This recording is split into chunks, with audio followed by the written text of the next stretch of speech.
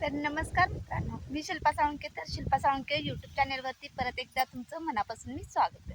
तर मंडळी, तुम्ही सर्वजण कशा आहात? मस्त मजेत ना? तर चला, आम्ही पण मस्त मजेत आहे. तर आज खास व्हिडिओ केला आहे. आपल्या शेतामध्ये आपण जनावरांच्या चाऱ्याचं नियोजन केलेलं आहे आणि ते चाऱ्याचं नियोजन केलं आहे. खरं त्यामध्ये पण प्रॉब्लेम आलेला आहे आणि ते आता आपण कसं ना कसं बघूया आता कसं होतंय. तर काय प्रॉब्लेम आहे हे सांगते. ते आता तुम्ही बघू शकता की मका, तर ही सरी बघा कशी उगवल्या आणि ह्या सरीमध्ये उगवलेलंच नाही. तर इकडं बघा उगवलेलंच नाही. मग टोकण्यात काय प्रॉब्लेम झाला आहे का बाबांनो? टोक म्हणजे जे आपण मका आहे ते वर टोकला आहे का खाली टोकला आहे? खाली जेवढा टोकलेला आहे तेवढा उगवला आहे आणि जेवढं टोचं वरती घेतले द्या तर ते उगवलेलंच नाही. ते तर आपण हे टोकायला आमच्या मैत्रिणींना दिलेलं होतं.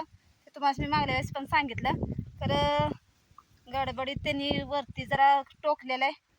तर चला, आता मी मका घेऊन आल्या आणि आता आपण ह्याच्यामध्ये जिथं जिथं उगवलेलं नाही तिथं तिथं मका टोकून घ्यायचा आहे. का तर ह्या मक्याबरोबर तो मका काही येणार नाही, मागं मोहर होणार आहे. एकसारखा मका काय आपला दिसेल असं मला वाटत नाही, कारण की भरपूर ठिकाणी असं झाले की मका उगवलेलाच नाही भरपूर ठिकाणी. आणि एक लेडीज आहे म्हणजे माझ्या एक नंबर टोकला आहे बघा, तिची सरी ओळखत्या. ही सरी तिची आहे, नंतर ही सरी आहे उगवलेली, दोन सऱ्या सोडून परत तिसरी सरी तिची आहे. तर तिनं एक नंबर असं टोक जाऊ द्या. आता आपल्याला डबल काम लागलेलं आहे तर ते केलंच पाहिजे. तर चला मित्रांनो मैत्रिणींनो, आता ऊस तोड आहे तोपर्यंत आपल्याला वैरणीचा काही प्रॉब्लेम येणार नाही. खरं ऊस तोड बंद झाली की आपल्याला वैरणीचा, जनावरांच्या चाऱ्याचा भरपूर मोठा प्रॉब्लेम आहे. त्यासाठी आपण हे चाऱ्यासाठी हे मकवान केलेलं आहे आणि हे वरती बघू शकता हत्ती घास केलेलं शेत आहे. तर नाही म्हटलं तर आमचं हे शेत किती 10 गुंठ असेल आणि वर तिकडं 10 गुंठ, असं 20 गुंठ्यात आपण चारा केलेला आहे. आणि बाकीच्या शेतामध्ये आपला ऊस, कुठं आपलं भाजीपाला वगैरे असलं केलेलं आहे. तर चला, चाऱ्याचं नियोजन म्हणजे आपलं वाढच ज्यावेळेस कारखाना बंद होतात त्यावेळेस हे चारा आपल्याला जनावरांना उपयोगी येणार आहे. तर आपल्याला हत्ती घाससुद्धा लावायचा आहे ह्याच्यामध्ये. ही मकवान काढून घ्यायचं आणि नंतर हत्ती घास लावायचा ह्याच्यात. कडवळ वगैरे हे करायचं दुसऱ्या शेतामध्ये. आता ऊस जाणार आहे त्या शेतामध्ये, तर ते शेतसुद्धा आम्ही मकवानासाठीच ठेवणार आहे, कारण की चाऱ्याचा खूप मोठा प्रॉब्लेम येतोय. आणि आमच्या ह्या भागाकडं गवत बोलतात, तुम्हाला माहिती आहे की नाही काय माहिती नाही. तर आपण गवतसुद्धा घेणार आहोत की आपला वाळका चारा ठेवण्यासाठी, म्हणजे वाळका चारा थोडा का होईना आपल्याकडं शिल्लक पाहिजे. त्यासाठी आपण गवताचं पण नियोजन केलेलं आहे. आणि कडबा बोलतात, शाळवाचा कडबा, तर त्याचं सुद्धा नियोजन केलेलं आहे. तर ते आत्ता सध्या लगेच नाही, आणखी 15 दिवसांना आपण ते आणणार आहोत की आपल्या जनावरांसाठी पुढच्या वैरणीची तयारी म्हणून म्हणाय काय हरकत नाही पुढच्या चाऱ्याची. तर वाळका चारा आपण घेणार आहोत. सांगितलं आहे तसं माझ्या भावाला वगैरे की तिकडच्या साईडला गवत आहे, आमच्या इकडं नाही. ते कोकण भागात तिकडच्या साईडला गवत भेटतं, नाहीतर आपलं काय म्हणतात शाळवाचा कडबा वगैरे भेटतो. आमच्या इकडे जास्त कोण भेटत नाही. आमच्या इकडं जिकडं बघेल तिकडं ऊसच आहे. आमच्या इकडे जास्त तसलं कोण करत नाही विक्रीसाठी. शेळा आपल्या स्वतःच्या जनावरापुरतं करतात. तर विक्रीसाठी तिकडं भेटतं जनावरांना, तर तिकडून आणावं लागतं. म्हणजे ते माझ्या माहेराकडं, माझं माहेर आहे 32 शिराळा, तुम्हाला ऐकून माहितीच असेल. नागपंचमीला 32 शिराळा खूप गाजलेला आहे.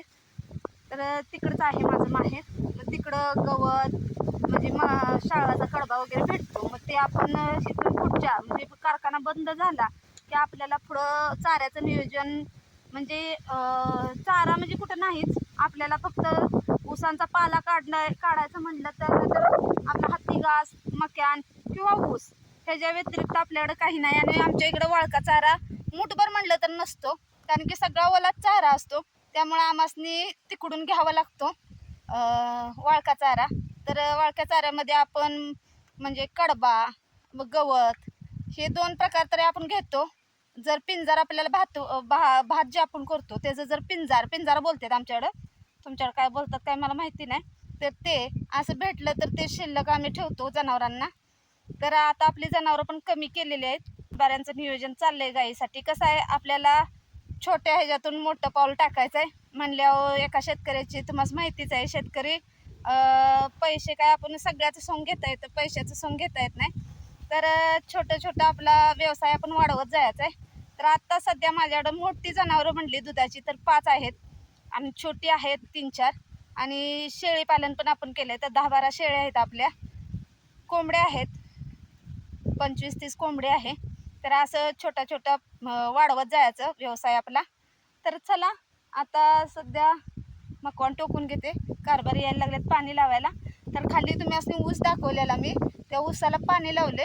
तर आता कारभारी तिकडे जाणार आहे, ते पाणी बघून नंतर इथं पाणी लावायला यायचं आहे. ते मला सांगितलंय मकवान टोकून घे, तर मी आलो. तर चला बघा इथून पुढचा व्हिडिओ. तर मंडळी निम्म आपला मका टोकून झालेला आहे. तर निम्मा मका टोकायचा आहे. तर मका कमी पडलाय. आपला पहिला मका आलेला त्यातलाच राहिलेला तो आता टोकला आपण निम्म्या साऱ्या आणि निम्म्याला कमी पडलाय. तर आता कारभारी बघा आळवणी घालायला लागले त्या ऊसाला, लांब आहेत त्यामुळे दिसणार नाही तुम्हाला. तर चला कारभाऱ्यांना आणाय सांगूया मका, म्हणजे ही टोकून झालं की आपल्याला पाणी लावायचं आहे. कारण की आता भरपूर दिवस झाले हा मका येऊन. तर बघा ही सरी कसली भारी आहे उगवल्या आणि पलीकडची त्या पलीकडची बघा मकाच उगवलेला नाही, निम्म्यापासूनच खाली दिसतोय का मका. तर इकडं चढ आहे आणि त्यांनी जे आपण टोकायला टोच घेतो ती पाक बुंड्यात म्हणजे वर घेतले, त्या खाली तळात घ्यायला पाहिजे होतं. कारण की सरीच्या सरळ पाणी निघून जाते वर, असं चढायला पाणी लागणं आणि त्यांनी चढावरतीच टोकले त्यामुळे मका उगवलेला नाही. आणि ही एकच लेडीज होती, तिनं मका बरोबर टोकलाय खाली. तर तिच्या सगळ्या साऱ्या मी बघितल्या, तर सगळ्या साऱ्या खूप छान अशा उगवल्या त्या. तर खूप छान वाटतंय तिचं मला, की तिनं खूप छान पद्धतीनं टोकलंय, बघू शकता तुम्ही. आणि दुसरं काय, चला मंडळी रील करायला पुरतच नाही तर ओनली शेतकरी, ब्रँड इज ब्रँड शेतकरी. तर मंडळी रील काढाय पुरतं आपण शेती करत नाही, आपली रिअलमध्ये शेती आहे आणि रिअलमध्येच काम चाललेलं आहे. तर आपण आळवणी फवारणी करतो, तर कारभारी मलाही शिकवतात. तर चला मी आळवणी घालून घेते, कारभारी लागले त्या आळवणी तयार करायला दुसऱ्या पंपाचं. तर 2-3 पंप मी आळवणी घातलं. तर मंडळी आपला मका टोकून झालेला आहे आणि मध्ये जरा मका संपलेला म्हणून कारभाऱ्यांकडे गेली. तर कारभाऱ्यांना त्या बुंड्यावरनं पाय सोसत नव्हते, म्हणजे ती असं पाणी पाजलेलं आणि त्यांचा अगोदर तब्येत असल्यामुळं आणि त्या पंपाच्या वजनानं पूर्ण बुंडा असं दाबून बसत होता. मग ते बोलले की तू आळवणी घाल. मग बघितलंच मी आळवणी घातलं ह्याला ऊसाला. तर जिथं कारभाऱ्यांकडून जिथं पडेल काम तिथं आपल्याला करावंच लागतं. एका शेतकऱ्याच्या बायकोला शेतकऱ्याच्या खांद्याला खांदा लावून काम केलंच पाहिजे, तेव्हा शेतकऱ्याला आपण म्हणतो की शेतकरी नवरा हवा ग बाई, हाय किती गाणं.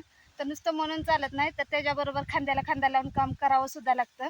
तर आज तुम्ही बघितलंच मी केलेलं काय, म्हणजे रील पुरतंच नाही की आपल्याला कंटिन्यू शेतात हे काम करावंच लागतं. आणि सूर्य मावळलेला आहे बघू शकता आणि आता 5:30 वाजून गेले त्या. तर चला शेडावरती जाते. तर आजचा व्हिडिओ कसा वाटला नक्की कमेंटमध्ये सांगा. तर आज आपण शेतातला पण दाखवला आणि आपल्या शेतात आपण चाऱ्याचं नियोजन कसं केलं हे सुद्धा दाखवलं. तर आता उद्या ह्याला पाणी लावायचं, कारण की आज टोकून झालं आणि आता लाईट गेल्या मोटरीची. तर आता आपण सकाळी पाणी लावणार आहोत इथं. आता आपण ऊसाला पाणी लावून आळवणी सुद्धा घातलं आणि मका सुद्धा टोकला. तर आता जाऊया शेडाकडं. तर शेडावरचं काम राहिलंय, कारभारी वैरण काढायला लागले त्या जनावरांना. आता जाऊन दोघं जण धारा काढणार आणि घरी जाणार. तर मंडळी कसे वाटले आमचे व्हिडिओ नक्की कमेंटमध्ये सांगा. तर चला धन्यवाद.